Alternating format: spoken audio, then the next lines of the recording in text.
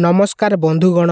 हिंदू धर्म रे तुलसी गछ सर्वश्रेष्ठ और पूजनीय होइथाए। शास्त्र अनुसार जेउ घरे तुलसी गछ न थाए सेई घरे नकारात्मक शक्तिर प्रभाव रही थाए। आमे निज घर अगणारे तुलसी गछ पूजा करि थाउ। तुलसी गछर पूजा करिले आम घरे सकारात्मक शक्तिर प्रभाव रही थाए और यह सहित घरे रही समस्त नकारात्मक शक्ति दूर होइथाए। हेले बंधुगण, कौन आपण माने जानिछंती कि केउ तीनोटी नारी को केबे भी तुलसी गछर पूजा करिबा उचित नुहे। पूजा करिबा तांको पई बहुत बड़ पाप होइथाए। तेबे बंधुगण, आसंतु जानिबा एही तीनोटी नारी मानक विषय रे। एक नंबर रे रहिछि जेतेबेले नारी माने मासिक धर्म रे थांती सेतेबेले सेई नारी मानकु भूल रे भी तुलसी गछर पूजा करिबा उचित नुहे।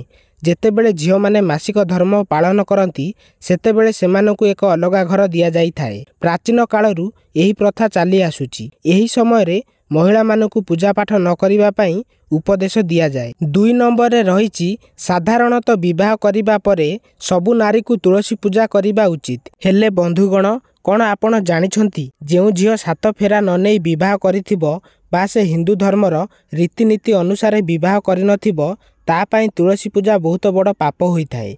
शास्त्र रे मध्य यह विषय रे लेखा हेछि। जदि आपण साधारण विवाह तथा कोर्ट मैरेज करिथिबे ताहेले आपण भूल रे भी मध्य तुलसी गछ पूजा करिवे नाही। हिंदू धर्मर रीतिनीति अनुसार विवाह न करी तुलसी गछ पूजा करिले बहुत बड़ पाप होइथाए। 3 नंबर रे रहिछि जेउ महिला मानक मनरे अन्य लोकंक पई हिंसा, क्रोध और खराब चिंताधारा रही थाए सेही महिला मानकु भूल रे भी मध्य तुलसी गछ पूजा करिबा उचित होई न थाए। तुलसी गछ हेउछि एक पवित्र गछ।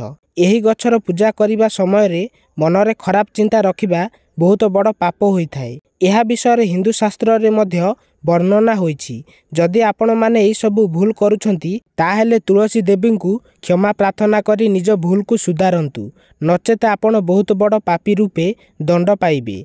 दर्शक बंधु, एही सबु नियम किछि आजिकालिका लोक मानु नाहंती, किंतु जोटा सत्य घटना से सबु आम चैनल माध्यम रे आपण पाइबे। सेथि पई चैनल टी को सब्सक्राइब करिकी पाखरे रखि दियंतु। धन्यवाद।